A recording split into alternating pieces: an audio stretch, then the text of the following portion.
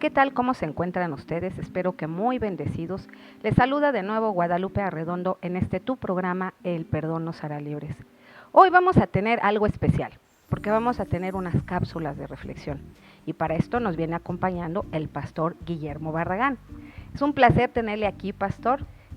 Cada programa que tenemos pues es un privilegio poder conocer más pastores y más personas que servimos a Dios de corazón y con este tema tan importante que llegue a tus hogares con un propósito, que la palabra de Dios no llegue vacía, sino que se haga un rema en tu diario vivir. Y hoy Dios nos va a hablar con esta palabra que el pastor nos va a compartir y con estas reflexiones. Yo espero que sean de mucha edificación a tu vida y sobre todo, que Dios te dé ojos y oídos espirituales para que puedas recibir esta palabra y den ese fruto al 100%. Amén. Gracias, Guadalupe Redondo. Agradezco la oportunidad de estar con ustedes hoy. Es un placer el poder llegar hasta ustedes a través de esta plataforma y oro porque Dios traiga una palabra fresca a tu vida que te renueve y te ayude a llegar a tomar decisiones de vida. El perdón nos hará libres. Creo que es un tema muy interesante. Han corrido seguramente ríos de tinta sobre este tema y pareciera ser que mucha gente tiene la respuesta a la forma en que debemos de vivir. Sin duda alguna, la palabra de Dios nos indica mejor que nadie lo que debemos de hacer y cómo debemos de actuar. De hecho, el perdón o el no perdonar no es una opción, es un mandamiento, es algo que el Señor dijo y definitivamente cuando perdonamos nos liberamos a nosotros mismos. ¿Por qué nos enojamos? Normalmente la raíz de la necesidad de perdonar es justamente que tenemos enojo, que tenemos amargura, resentimiento en nuestro corazón. Algunos autores y escritores sobre este tema justamente coinciden en decir que para poder perdonar primero tendríamos que reconocer que estamos enojados, que algo nos robaron, que nos lastimaron, que estamos ofendidos, que nos hirieron. En segundo lugar, algunos comentan que sería necesario sopesar, calibrar, ponderar, medir aquello que nos robaron, aquello que nos hicieron y en tercer lugar, y la parte más difícil, regalarlo. ¿En dónde se encuentra el tema del enojo? Bueno, según las Sagradas Escrituras, el ser del hombre se compone de sentimientos, voluntad e intelecto. Es decir, hablando específicamente del alma, sentimos, pensamos y queremos. Ahí es donde se alojan en el alma la parte emocional. Los expertos, y me refiero a los psicoanalistas, a los psiquiatras, a todos aquellos que estudian la naturaleza humana, a los filósofos inclusive, definen las emociones como una alteración momentánea del estado de ánimo. Y para diferenciarla de las emociones, el sentimiento dicen que es una alteración prolongada del ánimo. Así, por ejemplo, cuando nos enojamos, si permitimos que el enojo se prolongue, llegamos a tener odio. Por eso dice la Escritura, airaos y no pequéis, no se ponga el sol sobre vuestro enojo. Definitivamente, el enojo trae a la larga muerte. Tenemos en nuestra sabiduría popular un dicho que dice, el que se enoja, pierde. Sí, definitivamente. Ralph Waldo Emerson, un escritor y pensador norteamericano, dice, el poder que tienen los otros sobre ti, se los das tú. Es decir, nosotros empoderamos a las personas sobre nuestras vidas cuando decidimos engancharnos. También dicen los expertos que el 85% de nuestras decisiones están motivadas por nuestras emociones y que, curioso, en cosa de 3 segundos ya tenemos 5 percepciones acerca de una persona. Es decir, que en tan solo 12 segundos yo ya tengo 20 percepciones y conceptos acerca de una persona que apenas acabo de ver. Esto es muy interesante porque normalmente tenemos prejuicios. El proceso emocional se da justamente cuando percibimos, interpretamos, emocionamos y normalmente reaccionamos o accionamos. Justamente se dice que ante las emociones no se razona, sino se reacciona. Por eso te dicen en la televisión que cuando estás enojado cuentes hasta 10, porque normalmente lo que harás será reaccionar. Y no solamente ante la emoción del enojo, ocurre ante otras emociones como el miedo, como el desaliento. Los expertos comentan que existen 5 emociones básicas en el ser humano: el miedo, la tristeza, la alegría, el enojo y, bueno, estaríamos hablando precisamente de la percepción del ser humano con prejuicios. Normalmente antes de conocer a la persona ya hacemos conceptos prejuiciosos de ella. Pero es justamente porque en el pasado hemos sido lastimados y nos cuesta trabajo a partir de ahí actuar de una manera limpia. Ya lo hacemos con ciertos mapas mentales, con ciertos paradigmas, y como bien dice también la sabiduría popular, coloquialmente, el burro no era arisco, los palos lo hicieron. Lo cierto es que después de haber sido tan lastimados, nos cuesta mucho trabajo tener una actitud correcta ante las circunstancias. Carlos Cuauhtémoc Sánchez, en uno de sus libros, comenta justamente una experiencia muy interesante de 2 excombatientes de la Guerra Mundial, de la Segunda Guerra Mundial, y uno de los excombatientes se encuentra postrado, todavía con las secuelas de las heridas sufridas en la batalla, cuando recibe la visita de su amigo,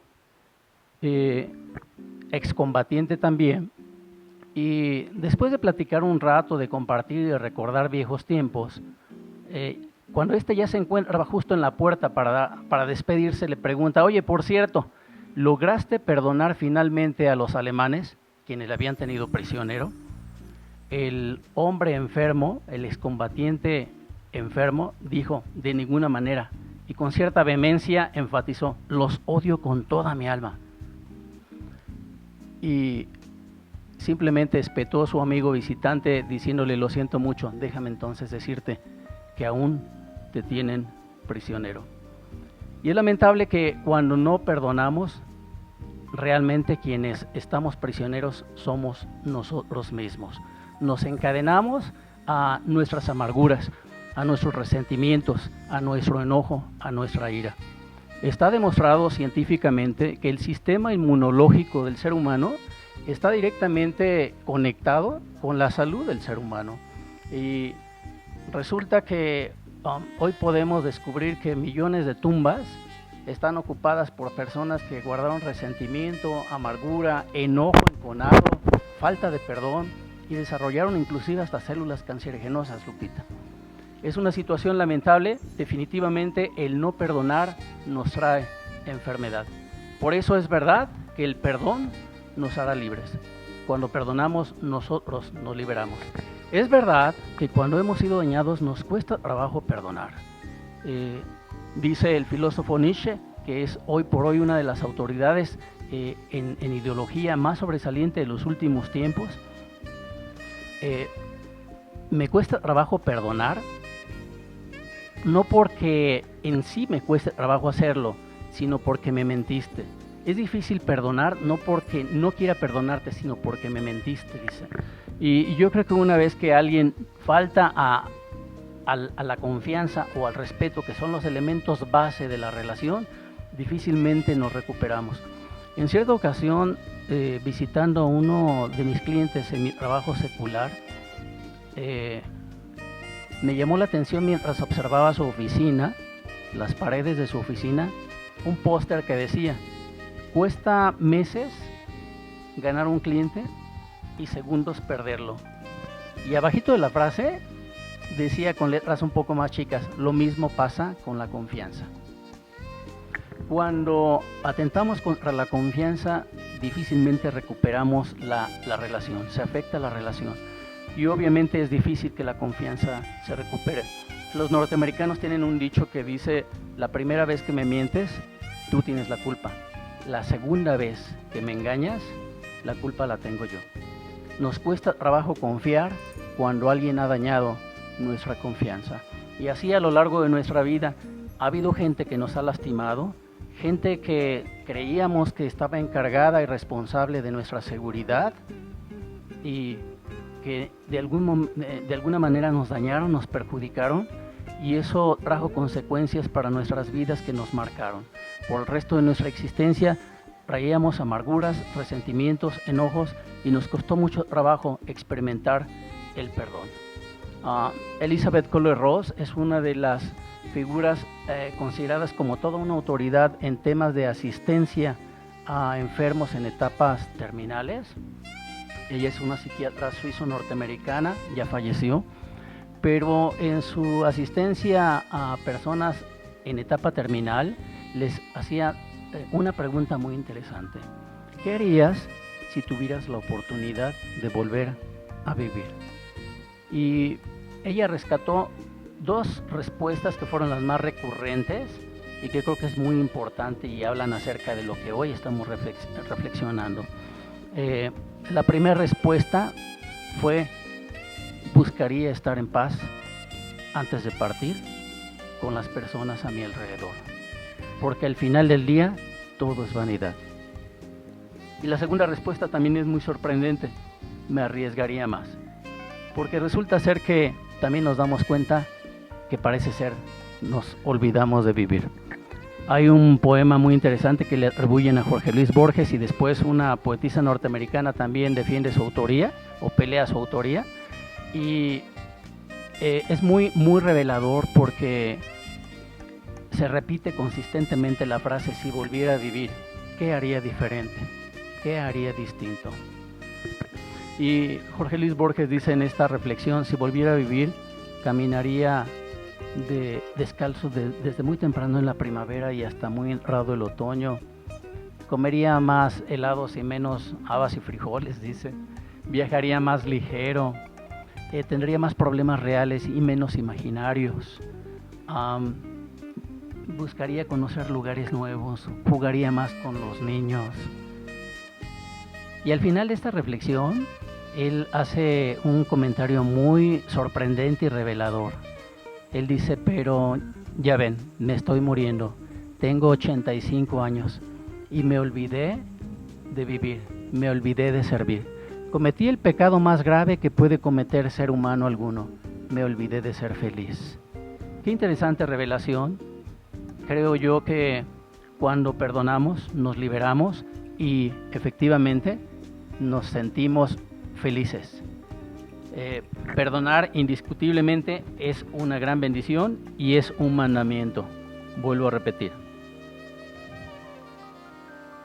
Jesucristo cita ahí en Mateo capítulo 6, versículo 15, en el Sermón del Monte: si no perdonáis a los hombres sus ofensas, tampoco vuestro Padre que está en los cielos os perdonará.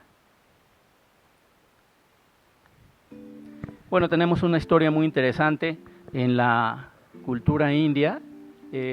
Resulta que una de las estrategias para cazar a un mono consiste en poner una carnada o un cebo dentro de una jaula, de modo que solamente cabe la mano del mono hacia la jaula, pero una vez que cuando atrapa la nuez, su mano ya no la puede zafar de la jaula. E irónicamente termina atrapado porque no quiere soltar la nuez y entonces pierde su libertad. Pasa algo similar en nuestra relación con las personas en cuanto al tema del enojo. A veces no queremos perdonar, no queremos soltar la nuez y terminamos prisioneros, esclavos, encadenados de la amargura, del enojo. Es verdad, el poder que tienen los otros sobre ti, se los das tú, dice Ralph Waldo Emerson. Efectivamente, cuando permitimos que otra persona se empodere de nuestras emociones y nos lastime, entonces habrá logrado que caigamos prisioneros de nuestras emociones. Por eso es que no es válido o tan válido de decir: me hiciste enojar. En realidad yo decidí enojar. En dominio propio o en mayordomía cristiana estudiamos un tema que se conoce como ser dueño de sí mismo. Y cuando hablamos de ser dueño de sí mismo, estamos hablando justamente de tener el manejo de nuestros sentimientos, de nuestra voluntad y de nuestro intelecto. ¿Es que podemos dejar de emocionar? Pues no, es imposible porque somos seres emocionales, siempre estamos emocionando. Y no estaríamos hablando de reprimir nuestras emociones, sino justamente de aprender a manejarlas. Cuando permitimos que las emociones manejen nuestras decisiones, seguramente cometeremos actos equivocados. Y por eso es importante aprender mayordomía y dominio propio. ser dueño de nosotros mismos tiene que ver con aprender a manejar nuestras emociones, con aprender a manejar nuestras decisiones, con aprender a manejar nuestros pensamientos. De modo que sí, decido yo qué es lo que me hace enojar, yo decido aborrecer, yo decido amar y definitivamente solamente yo tengo la llave de mi corazón y para decidir a quién o a qué la abro, porque son las personas y son las circunstancias las que me pueden afectar, pero solamente yo decido por qué o por quién me puedo dejar afectar. Leí una historia muy interesante de un joven que recién había terminado la universidad y su padre le había prometido que cuando se graduara le iba a hacer un obsequio, lo que él tanto deseaba, un auto. Y finalmente llegó el día de la graduación y él esperaba el regalo tan anhelado, tan ardientemente anhelado, y lo que hizo el padre fue regalarle una Biblia. El hijo se enojó tanto que aventó la Biblia y se fue de su casa. Pasaron años con ese enojo en su vida, en su corazón. El padre murió y finalmente el hijo regresó a casa. Tomó la Biblia que su padre le había regalado con cierta nostalgia y remordimiento y al abrirla se encontró con un cheque lleno justamente por la cantidad por la que valía el auto.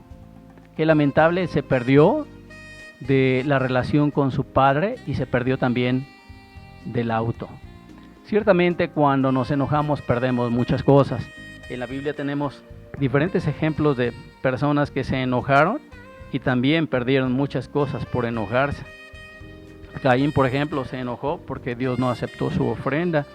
Los hermanos de José se ofendieron porque su padre tenía predilección por José por encima de ellos. Mical, la esposa de David, se ofendió porque David danzaba al Señor. Naamán, el general sirio, enfermo de lepra, se ofendió porque el profeta no salió para saludarlo y para honrarlo, y además lo mandó a bañarse al Jordán, a zambullirse al río Jordán. Jonás se ofendió porque Dios hirió la calabacera y porque perdonó a Nínive. Absalón se ofendió contra David y se rebeló contra él. El hermano mayor del hijo pródigo se ofendió por el buen trato y el gran recibimiento que dio el padre a su hermano que había regresado a casa después de despilfarrar la herencia. Marta se ofendió con su hermana María y hasta con Jesús porque ella estaba afanada en los quehaceres del hogar y sentía que no le estaban apoyando. Pero definitivamente todos ellos perdieron algo en sus vidas. Jonás perdió el gozo de la salvación de más de 120,000 personas. Mical a partir de ese momento quedó estéril y no tuvo más hijos el resto de su vida.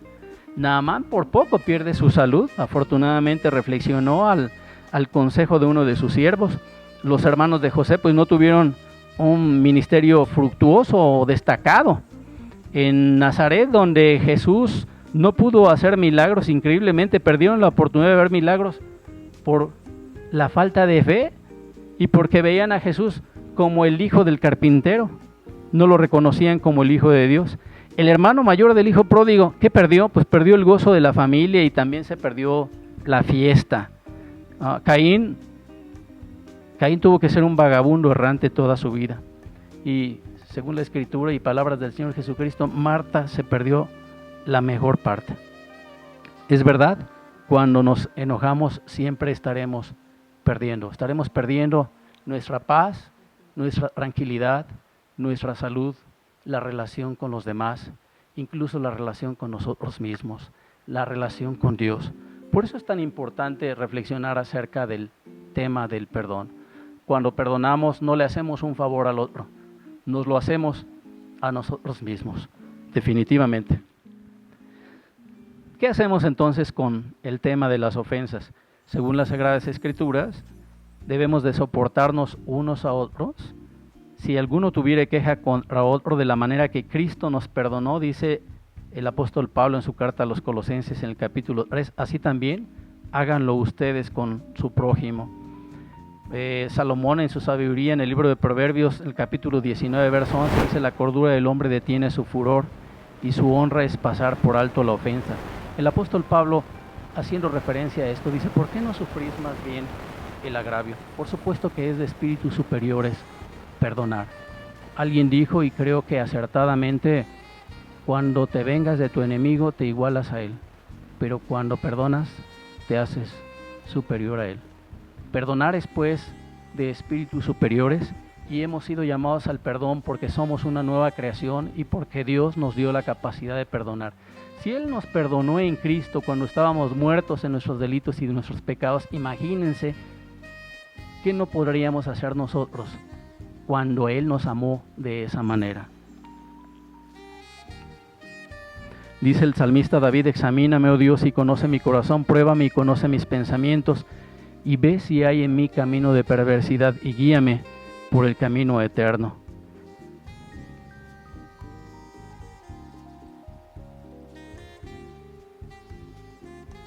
Platón hablaba de 3 virtudes básicas en el ser humano, y justamente tiene que ver con lo que estamos hablando de la composición del alma, sentimientos, voluntad e intelecto.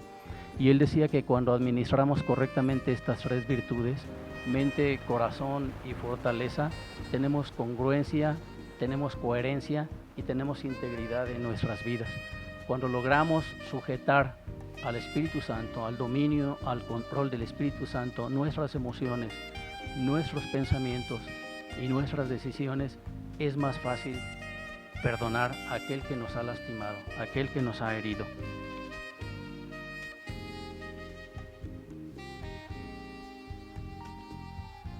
Les decía que básicamente es indispensable identificar qué es aquello que me está lastimando, qué es aquello que me robaron, qué es aquello que me hiere, para una vez identificado, una vez que está claramente sopesado, medido, especificado, dar el paso final que me permitirá ser libre, regalarlo. Cuesta mucho trabajo. Yo nací en una familia de 9 hijos en Puerto Vallarta, y de la noche a la mañana fuimos sustraídos de nuestro ambiente. Nos sacaron de Puerto Vallarta porque una de mis hermanas se embarazó del novio, y bueno, se les ocurrió que el bebé naciera y regresaríamos después con bebé. Jamás regresamos a Puerto Vallarta, pero durante muchos años yo sentía la amargura de haber sido robado, de haber sido despojado. Me sentía robado de mi playa, de mi mundo de niño, de mi ambiente, y me costaba mucho trabajo perdonar esa situación. Con el paso del tiempo, y obviamente cuando conocí al Señor, las cosas cambiaron. Me di cuenta que Dios tiene un propósito en todo lo que hace. Como dice Romanos 8:28, los que amamos a Dios, todas las cosas nos ayudan a bien. Y bueno, déjame citarte una última reflexión que está basada en Números capítulo 5 y que se conoce como la ley de restitución.